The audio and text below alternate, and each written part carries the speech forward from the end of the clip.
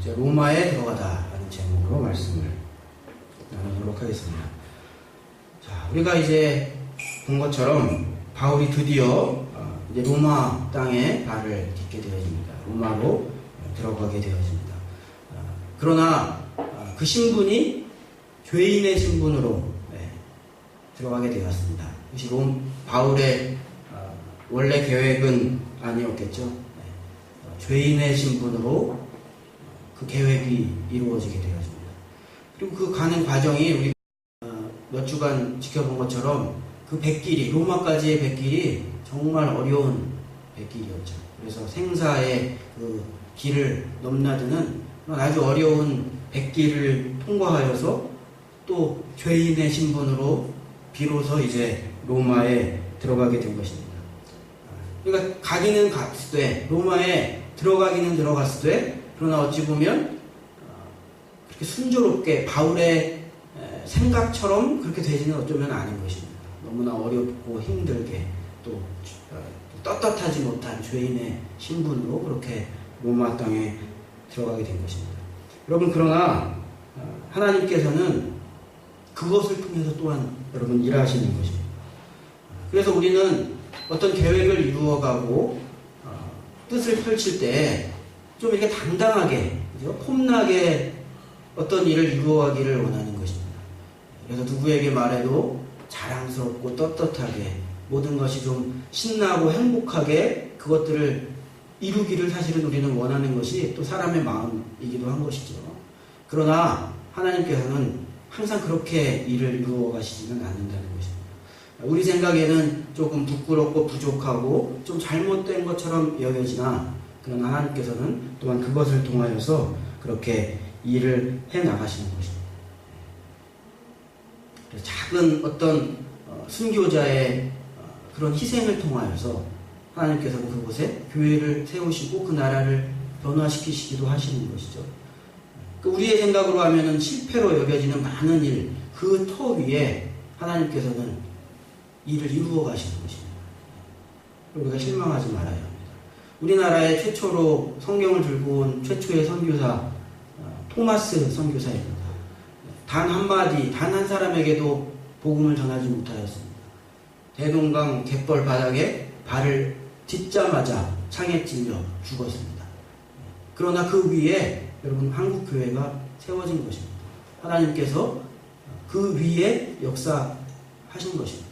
그래서 이후에 언더우드나 아펜젤러나 페닉이나 이와 같은 선교사들이 왔을 때 이미 한국에는 그 토마스 선교사가 흘린 피 위에 세워져 있던 신앙의 토대가 있었던 것입니다. 그래서 이 조선 땅에, 한국 땅에, 정말 알지도 못하던 이 땅에 놀라운 그와 같은 하나님의 역사가 여러분 이루어진 것이죠. 바울이 지금 그런 것입니다. 로마까지 가야 하겠다. 내가 로마에 가야 하겠다. 로마에도 복음을 전해야 되겠다. 이것이 바울의 최초의 계획이며 포부였습니다. 그래서 그것이 이루어지기는 이루어졌어요. 그러나 너무나 어렵게 사실은 죄인의 신분으로 그렇게 이루어진 것이죠. 그러나 그럼에도 불구하고 하나님의 일은 그것을 통하여 또한 이루어진다는 것입니다. 그래서 바울이 그것을 깨닫고 빌립보서 1장 12절에 보면 여러분 이렇게 바울이 이야기한 것입니다. 형제들아, 내가 당한 일이 도리어 복음 전파의 진전이 된 줄을 너희가 알기를 원하노라. 그렇게 기록한 것입니다. 죄수의 신분이 되고 감옥에 갇히기도 하고 어려움을 당하였으나 그것으로 복음의 진전이, 하나님의 일의 진전이 또한 이루어졌다. 너희가 이것을 알아야 한다. 바울이 그렇게 여러분 이야기한 것입니다. 여러분, 그러므로 이 복음을 증거하는 일, 그래서 교회를 세워가는 일이 여러분의 삶에, 여러분의 인생에 여러분 가장 중요한 일이요, 여러분의 인생의 보물이요, 가장 중심되는 그와 같은 삶의 주제가 되게 하시기를 예수님의 이름으로 부탁을 드립니다. 그러면 하나님께서 그 인생을 붙들고 지켜나가시는 것입니다. 그래서 어떤 모양이든지 실패가 없는 것입니다. 우리가 언뜻 우리가 생각할 때는 이것은 실패한 것이고 잘못된 것이고 망가진 것으로 생각할 수 있으나, 그러나 하나님께서 끌고 가는 이 바울의 인생처럼 그 인생에는 하나님께서 그 모양이, 인생의 모양이 때로는 어떤 모양이든 하나님께서는 결과적으로 하나님의 뜻을 이루어내시고 만들어 가시는 것입니다. 그러므로 우리의 삶의 주제는, 우리의 인생의 방향은 교회여야 하는 것입니다. 그래서 복음을 전하고 하나님 기뻐하시는 그 일을 여러분 우리가 이루어 가야 할 것입니다. 그러면 하나님께서 저와 여러분의 인생을 책임지실 것입니다. 지금 바울이 이렇게 로마에 들어간 것입니다. 그래서 로마에 이제 바울이 도착했는데요. 오늘 기록을 보면 바울이 죄수였지만 어느 정도의 자유가 있었습니다. 감옥에 갇혀가지고 아무도 못 만나고 꽉 갇혀 있었던 것이 아니라 어느 정도의 자유가 있어서 한 병사로 하여금 따로 바울은 관리하게 하면서 지키게 하고 어떤 그 색방 같은 거에 바울이 기거할 수 있도록 그렇게 마련해 주었습니다. 16절 오늘 우리가 읽은 본문 보시면 우리가 로마에 들어가니 바울에게는 자기를 지키는 한 군인과 함께 따로 있게 허락하더라. 그렇게 기록하고 있는 것입니다. 죄인의 신분으로는 갔으나 어떤 이유였는지는 정확하게 모르겠어요. 로마 시민이었기 때문에 그랬는지 아니면 정말 특별한 죄가 없이 호송되었기 때문에 조금 혜택을 준 것인지 아니면 로마까지 가는 그 길에 그 풍랑과 여러 가지 일을 겪으면서 바울이 보여준 그와 같은 영향력 그런 것들 때문에 바울을 호송하던 그 백부장 율리오가 있었죠. 그 율리오의 어떤 부탁이나 어떤 그런 영향력 때문이었는지는 모르겠으나 그러나 바울에게는 따로 이렇게 지낼 수 있는 그런 여건이 여러분 허락되었다는 것입니다. 자, 이렇게 되어지자 여러분 바울이 뭘 했을까요? 뭐 했겠습니까, 여러분? 복음을 또 바로 증거하기 시작한 것입니다. 로마에 도착하여 이런 여건이 허락되자 바울이 복음을 증거했는데요. 사흘 후에 로마에 도착한 지 겨우 사흘 후에 바울이 복음 또 증거하기 시작한 것입니다. 여러분 이것이 바울이에요. 17절 한번 보시기를 바랍니다. 사흘 후에 바울이 유대인 중 높은 사람을 청하여 이렇게 쭉 하면서 복음을 전하는 그런 모습이 나오게 되어지는 것이죠. 사흘 후에 복음을 다시 전하기 시작하였다는 것이고요. 또 첫 대상이 누구였냐면요. 로마에 도착하여서 첫 복음을 전하였던 대상이 누구냐면요. 17절의 말씀에 누구라고 했습니까? 유대인. 유대인. 어느 나라 사람이요? 유대인이었다. 그렇게 이야기했습니다. 여러분 바울이 지금 로마까지 재판받으러 죄인의 신분으로 왜 와 있는 것입니까? 누구 때문에 와 있어요? 유대인 때문에 와 있는 것입니다. 그렇게 유대인의 핍박을 받고 고초를 당하고 아주 그냥 사실 원수예요. 원수. 꿈에도 나타나면 정말 지긋지긋한 이 원수가 유대인인 거예요. 나를 죽이겠다고 결성한 결사체를 만든 그 사람들이 누구예요? 유대인이에요. 그런데 지금 바울이 로마에 도착하여 사흘 만에 누구에게 복음을 전했다는 것입니까? 유대인에게 전했다는 것입니다. 사실 사람의 마음이라면 지긋지긋하죠. 우리도 일본 사람들 그냥 복음 안 듣고 구원 안 받고 그냥 다 이렇게 다 죽었으면 좋겠죠. 다 지옥 갔으면 좋겠잖아요. 저도 한국 사람이 한 사람이어서 아니라고는 또 말을 못 하겠어요. 그런 마음이 우리 안에 다 있잖아요. 네. 어떻게 보면 바울에게 유대인은 내 동족이면서도 그토록 나를 힘들게 하고 괴롭혔던 그런 존재들 아닙니까? 그럼에도 불구하고 여러분 바울이 또 그 유대인에게 복음을 전하는 모습을 이 사도행전 마지막 부분에서 보여주고 있는 것입니다. 뭡니까 여러분? 사랑입니다. 정말 자신의 동족인 유대인을 정말 여러분 사랑하는 것입니다. 여러분 정말 사랑이 무엇입니까? 복음 전하는 것이죠. 복음 전하여서 구원받게 하는 것이 그래서 정말 사랑인 것이죠. 정말 사랑한다면 복음 전하는 것입니다. 가족을 정말 사랑한다면, 내 부모를 정말 사랑한다면 복음 전하는 것이죠. 지금 죽어가고 있는데 화목하게 지내는 것이 무슨 의미가 있습니까? 어떻게 이제 얼마 안 있으면 죽을 건데 그 병실에 노란 둘러앉아 화목하게 맛있는 음식 나누어 먹으면 그게 사랑입니까? 어떻게 보면. 복음을 전하여 구원받게 하는 것이 참 사랑인 것이죠. 그렇게 하다 보면 사실은 조금 욕도 먹을 수가 있죠. 분위기 깬다고. 지금 잘 이렇게 이야기하고 재미있게 음식 나눠 먹으면서 잘 화목하게 있는데 왜 예수 얘기 꺼내가지고 분위기 이렇게 만들어 놓냐고. 욕먹고 비난을 받을 수도 있죠. 여러분, 그러나 정말 사랑은 무엇이겠습니까? 그 부모님을 정말 사랑하는 자식은 어떤 자식이겠습니까? 맛있는 음식 가지고 오는, 봉투에 돈 가지고 오는 자식이 정말 그 부모를 사랑하는 자식이 아닌 것입니다. 만약 그 부모가 아직 예수님 모르고 구원 받지 못하였다면 어떻게 해서라도 우리 부모님 구원받게 하려고 애쓰는 자식이 여러분 정말 그 부모를 사랑하는 여러분 자식인 것이죠. 지금 보면은 바울이 그 유대 자신의 동족을 말로만이 아니라 정말 사랑하는 것입니다. 그러니까 이렇게 그 상황 가운데에서 로마에 도착하자마자 또 유대인에게 복음을 전하는 것이죠. 그 애틋한 바울의 그 사랑을 로마서 9장에 보면 이렇게 그가 고백하고 있는 것을 보게 되겠습니다. 로마서 9장 3절에 보면 나의 형제 곧 고륙의 친척을 위하여 내 자신이 저주를 받아 그리스도에게서 끊어질지라도 원하는 바로다. 그렇게 기록했어요. 그러니까 이 동족, 이 유대인들, 내 가족이 구원받을 수 있다면 차라리 나 한 명 저주를 받을지라도 이 동족이, 내 유대인 가족들이 정말 구원받았으면 좋겠다 하는 바울의 그와 같은 절절한 마음을 지금 로마서 9장 3절에 여러분 기록하고 있는 것입니다. 여러분, 우리가 정말 이런 사랑의 소유자가 될 수 있기를 예수님의 이름으로 간절히 축복합니다. 그래서 물론 지혜로워야 하겠으나 정말 우리가 사랑해야 하는 우리의 가족들, 정말 우리의 친구들, 복음을 우리가 전해야 할 것입니다.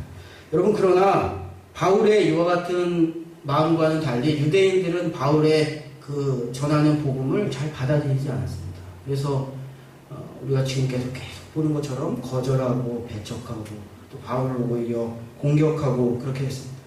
로마에서도 사실 그렇게 되었습니다.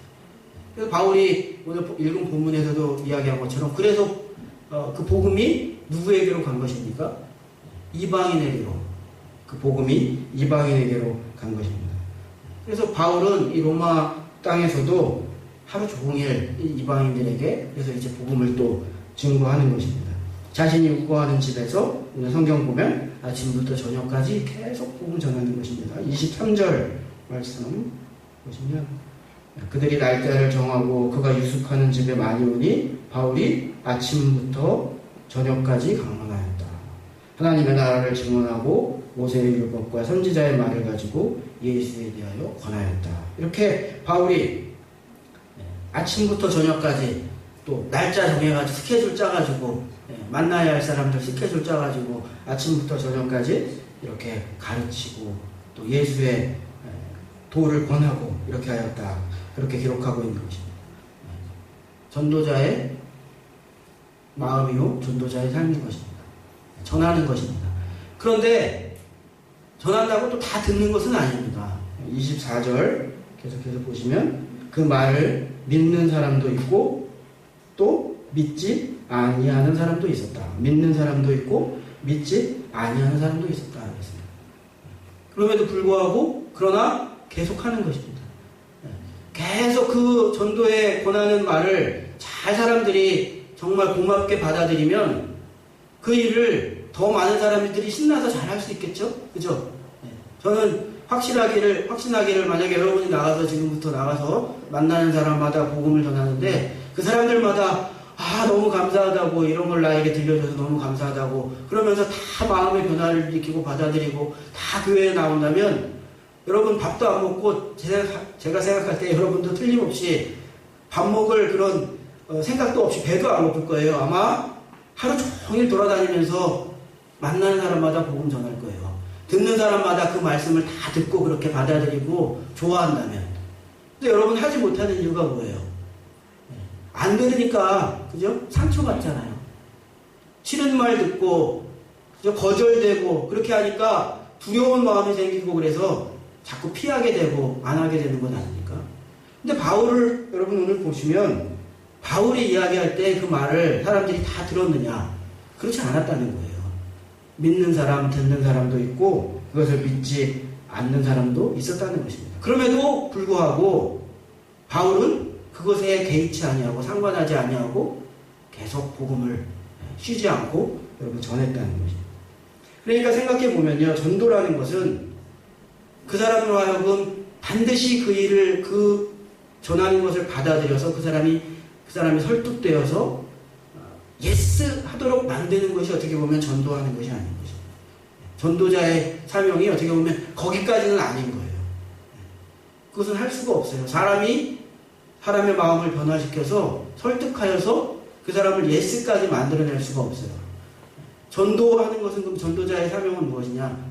하나님께서 준비하신 그 사람을 찾아내고 만나는 것입니다. 그래서 쉬지 않고 우리가 복음을 전하고 사람을 만나야 하는 이유가 어떤 사람이 겉모습으로는 다르거든요. 겉모습으로는 절대로 복음을 듣지 않을 것 같은 사람이 때로는 그 상황과 그 사람의 상태에 따라 복음을 받아들이기도 하는 것이거든요.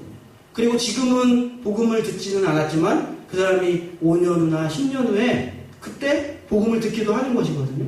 그러니까 전도자는 지금 당장 그 사람이 설득되고 그 말을 다 받아들이지 않더라도 쉬지 않고 또 지속적으로 복음을 그저 전하는 것입니다. 그것이 전도자의 사명인 것입니다. 전도는 그렇게 하는 것인 줄 믿습니다. 설교자도 사실 마찬가지예요. 설교하지만 저는 여러분들은 다 제 설교를 잘 듣고 있으리라고 생각을 하지만 설교한다고 다 듣는 건 아닙니다. 설교자도 그 설교 듣는 사람 쳐다보고 하는 거예요. 제가 군에서 군인 목사 했잖아요. 몇백 명씩 와서 앉아있으면 태반이 다 자요. 근데 제가 훈련받을 때 보니까 저도 졸립더라고요. 저도 훈련받을 때 막 훈련받고 그러다가 주일날 가가지고 예배 드리려고 거기 앉아있으면 저도 졸립고 언제 끝나고 빨리 끝나고 맛있는 걸 주나 그런 생각 들지 몸이 힘들고 피곤하고 그러니까 그러니까 그 태반이 다 찹니다. 제가 아무리 설교를 열심히 준비해가지고 그 형제들에게 설교를 하려고 해도 그 형제들이 다 똘망똘망 저를 쳐다보고 그 설교를 듣는 게 아니에요. 거의 자요. 거의 자. 근데 그 중에 깨어있는 사람들이 있어요. 깨어있는 형제들이 있어요. 그리고 집중해서 듣는 거예요. 근데 그 설교를 매주 그렇게 깨어서 설교를 잘 듣는 형제들도 있지만 또 어쩔 때는 지난주에 엎드려져 자던 녀석이 또 일어나서 잘 들어요. 그러니까 들릴 사람에게 그 설교가 들리는 것입니다. 그러니까 설교자는 모든 사람이 그 설교를 듣고 다 은혜 받을 것이라 그렇게 생각하고 설교하는 것이 아닙니다. 그 설교를 들어야 할 사람이 그 설교를 듣는 것이거든요. 그래서 그 사람 바라보며 설교하는 것입니다. 여러분 제가 설교 중에 특별히 오늘은 왜 이렇게 자꾸 나를 쳐다보고 설교를 하냐 그러면 제가 이렇게 볼 때 그 설교가 그분의 설교인 거예요. 잘 듣고 있는 거예요. 목사님이 느끼는 게 있잖아요. 설교하면서. 그러니까 아이 컨택을 많이 하는 것입니다. 그러니까 자꾸 회피하고 눈 깔지 마시고 눈을 잘 맞추시고 설교를 그렇게 잘 들으시기를 바랍니다. 전도자도 그렇다는 것입니다. 그러나 여러분 말이 쉽지 사실은 거절당하는 게 쉽습니까? 그죠? 저도 어떨 때는 설교 끝나고 예배 끝나고 굉장히 시험 들어요. 그리고 굉장히 힘 빠져요. 근데 이야기를 나눠보면 많은 목사님들이 설교하고 주일날 오후에 굉장히 많이 영적으로 힘들어해요. 왜 그러냐 하면 그래서 그래요. 설교하고 정말 그 설교를 오랫동안 준비하고 애써가지고 설교를 했는데 반응이 오지 않는 거예요. 잘 듣지 않는 거예요. 그러면 그 어떤 자책감을 느끼고 설교자는 자책감을 느끼고 그것이 굉장히 마음으로 힘든 거예요. 그러니까 그 주일날 오후에 제가 이렇게 이야기 나누면 저도 그런 경험들이 있지만 많은 목사님들이 주일날 오후에 굉장히 진이 빠지고 힘들고 그런 이유가 거기에 있는 거죠. 모든 사람들이 다 이렇게 들어주면요 2시간, 3시간 설교해도 사실 별로 힘들지 않아요. 근데 어쩔 때는 정말 벽에다 대고 설교하는 그런 느낌을 받을 때가 있는 거거든요. 그러면 이 말씀이 전해지지 않았다는 그와 같은 좌절감 때문에 굉장히 힘든 것입니다. 상처받잖아요. 그러니까 그럼에도 불구하고 해야 한다는 것은 그것은 사실 말이죠. 저도 개척할 때 많은 목사님들이 사람 생각하지 말고 그저 열심히 설교하라고 돌 하나를 갖다 놓고도 목사는 마치 100명, 200명, 1000명이 앉아있는 것처럼 아무도 없어도 돌멩이 하나 갖다 놓고도 설교할 수 있어야 된다고. 저는 안 되더라고요. 저는 안 돼요.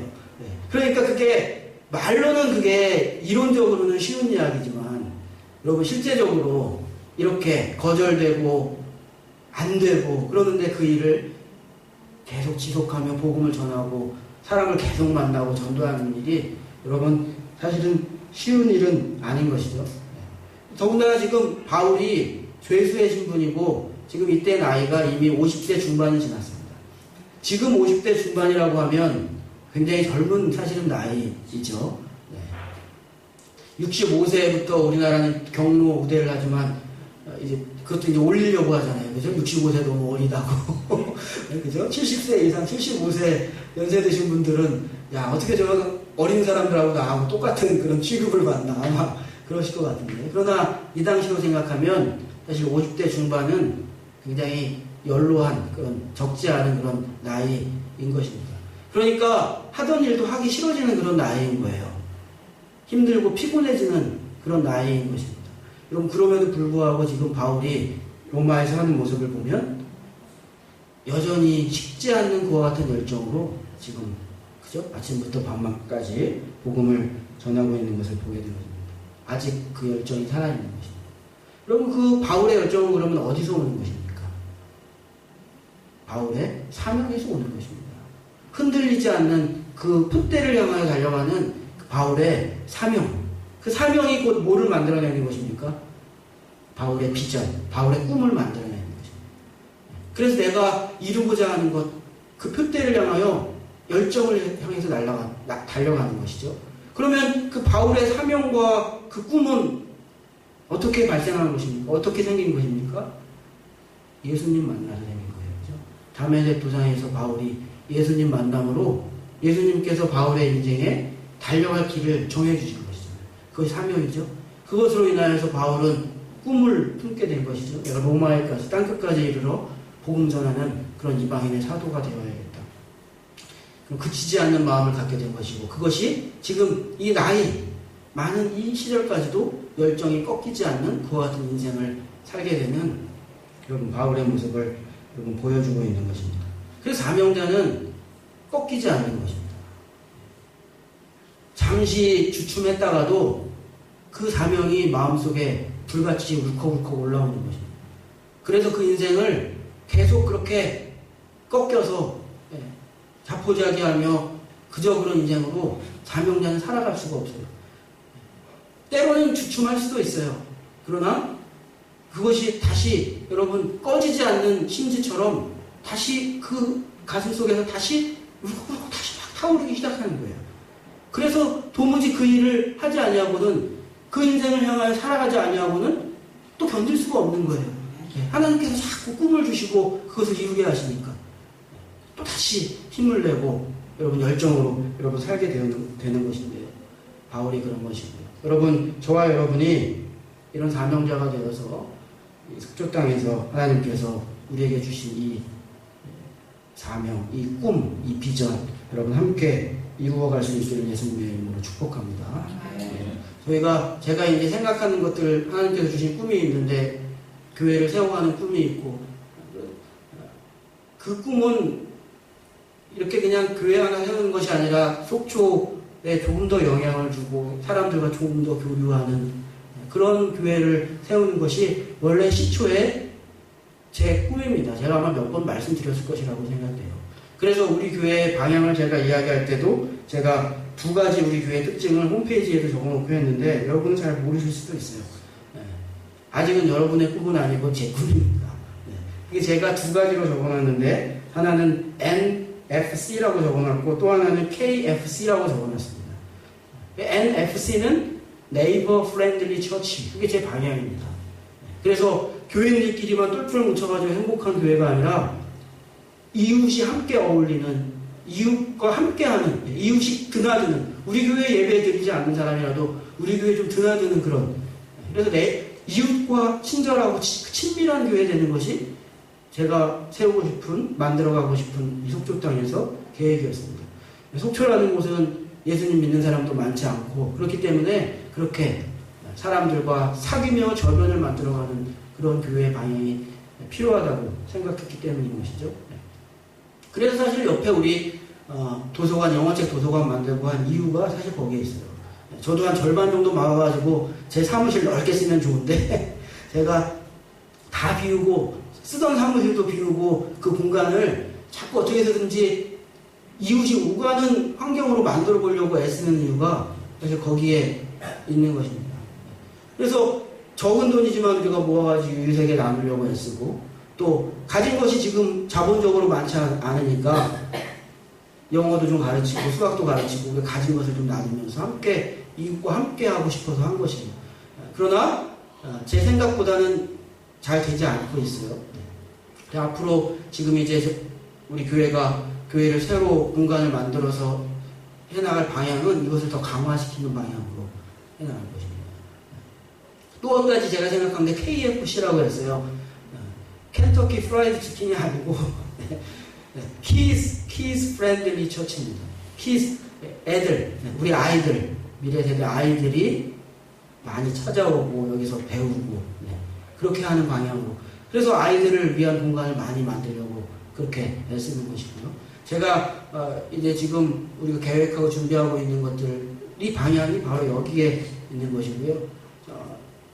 제가 그 가제로 생각하기를 성광 행복 빌리지 이렇게 제 마음을 정해놨어요. 그래서 성광 행복 빌리지 안에는 교회 우리의 예배당이 있고 그 다음에 우리 지금 우리가 조금 만들어 놓았던 이 라이브러리, 이 도서관을 더 확대하는 북카페, 그 다음에 게스트하우스, 또 아이들 같이 프로그램하며 뛰어놀 수 있는 잔디 광장, 또 조금 더 그 기회가 주어진다면 우리 청소년들 또 우리 초등학생들 같이 뛰놀며 같이 프로그램 운영할 수 있는 그런 그 센터, 실내 센터 하나 만들고 그런 계획을 가지고 해나가고 있어요.